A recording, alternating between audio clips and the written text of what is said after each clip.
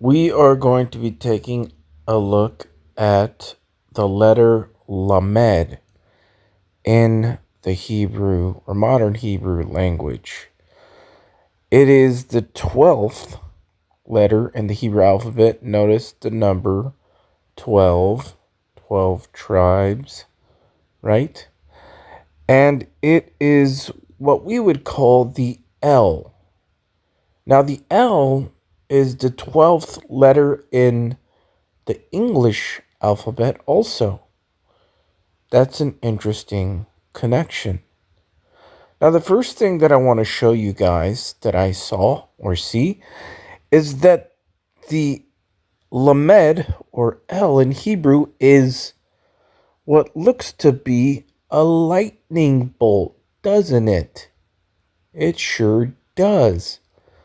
Now, what is the connections that we're going to make here? Well, the word El, E-L, means God.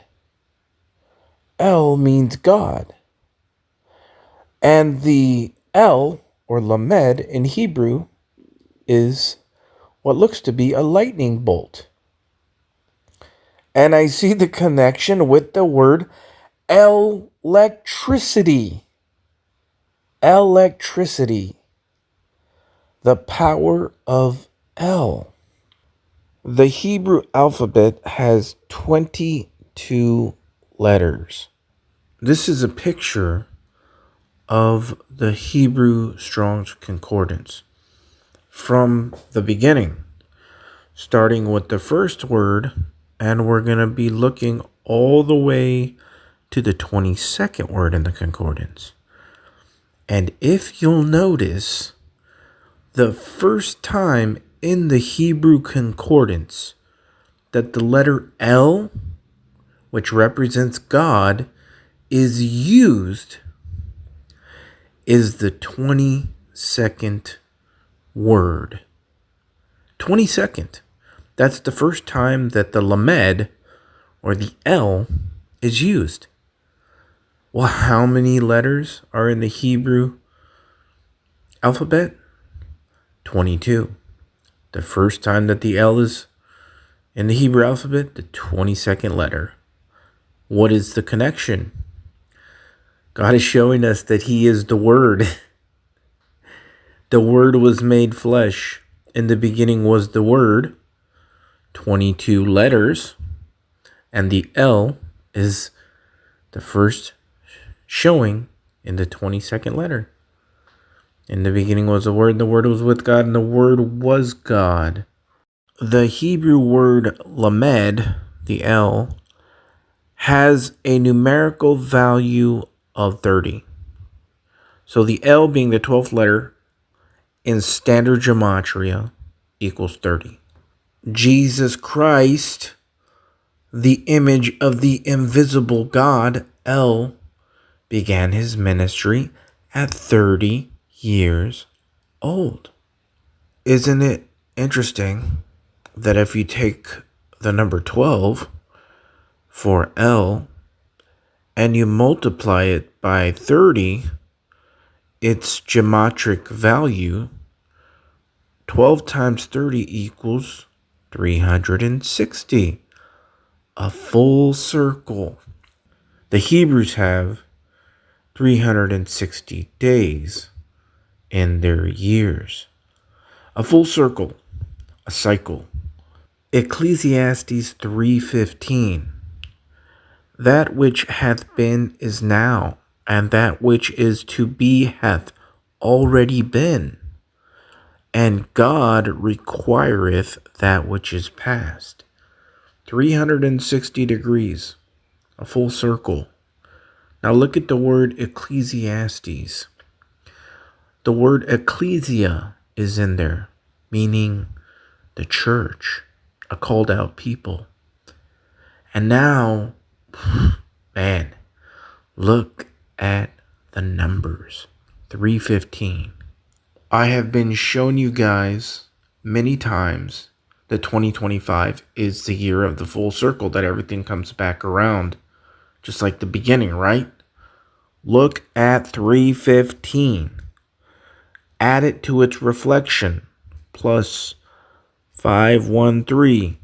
828, add it to its reflection again, 828. 1656, the year of Noah's flood. The year of Noah's flood, and I've been showing you guys how when you multiply the dimensions of Noah's Ark twice, get it? A cycle, multiply it twice, something happening again that's already happened. 300 times 50 times 30 times 300 times 50 times 30, you get from Noah's Ark 2025 with 8 zeros. 8 being the number of new beginnings and eternity, and 8 people got on the ark. This is it. This is the year of the cycle, the full circle. 315. Watch this. Look at. What's 3 times 15? Ecclesiastes 3:15. 45. Bam. There it is. All the connections with the 45 that I've been showing you. 45 is the square root of 2025. Because 45 times itself, 45, is 2025.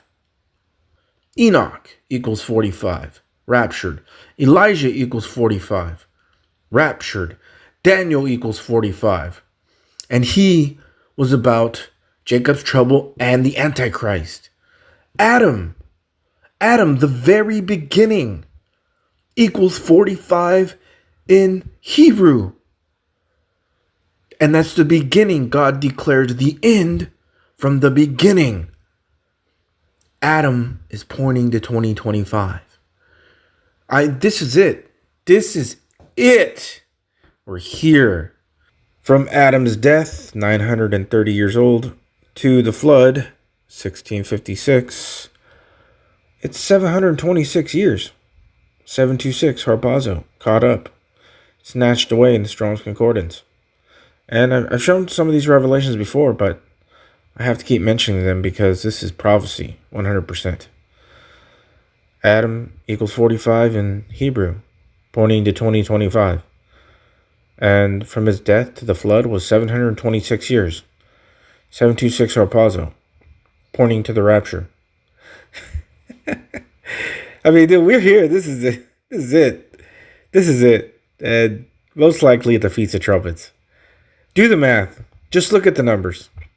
Forget about all these guys talking about all this stuff that's going on and this and that. I mean, if you want to listen to that, that's fine. But it, to me, it's like gobbledygook. You know, it's just like gobbledygook. Because when you look at the numbers, I don't need everybody's opinion on all these things. It's clear cut. No guesswork here, guys. We don't guess here on this channel. We prove all things. Do not despise prophesying. Prove all things. Hold fast to that which is good.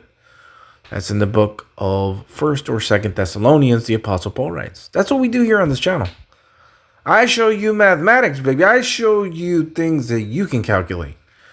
And mathematics is a universal language. So I don't care if you're in any country in the world. You can see this clearly. These things are too amazing to me. Another thing that I found out doing calculations is that if you take 7:11,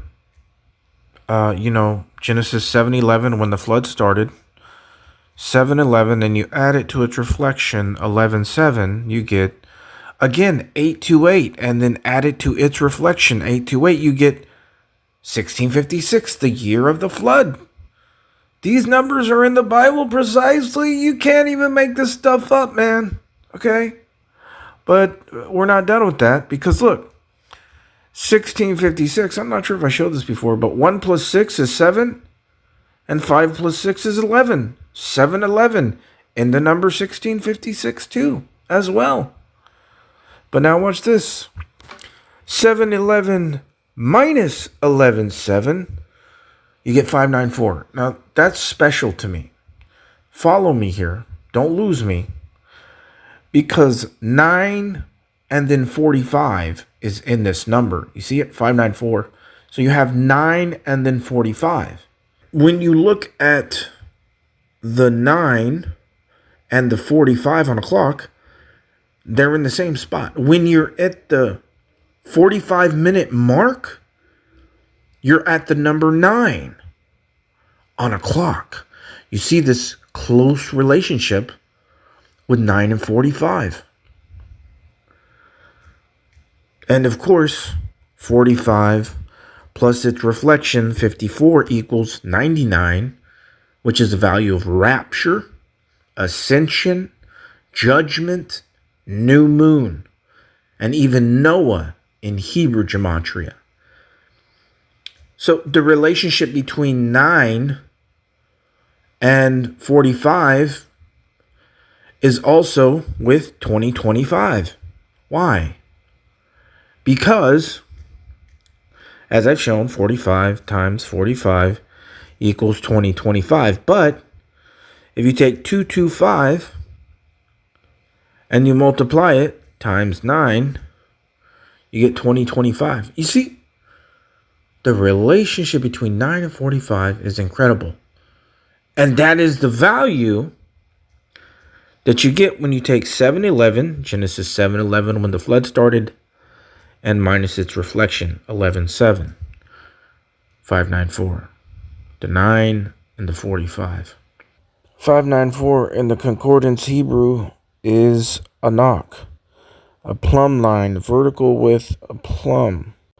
The plumb line was a simple construction tool, a cord with the weight attached, used by ancient builders to determine true vertical alignment suspended beside a wall. It revealed any deviation from absolute uprightness. In Israelite society, where most structures were of stone or mud brick, such a device was essential for safety, durability, and beauty.